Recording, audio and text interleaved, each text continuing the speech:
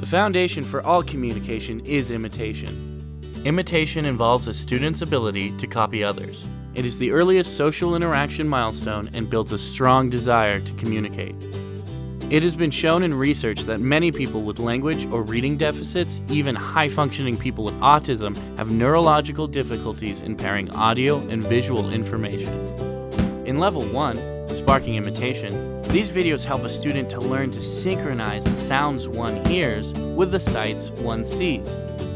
It also teaches a person to take turns and share emotions through gestures prior to speech.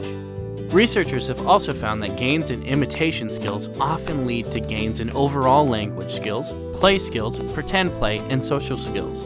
Consistent imitation forms one of the strongest foundations of speech and play skills.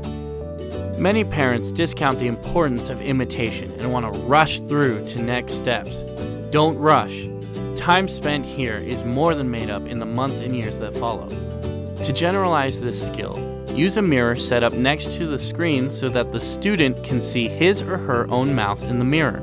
Position your mouth next to the mirror so that your mouth movement can easily be seen by the student. Imitate the current video. This will encourage the student to copy your mouth movements and transfer his attention to himself in the mirror.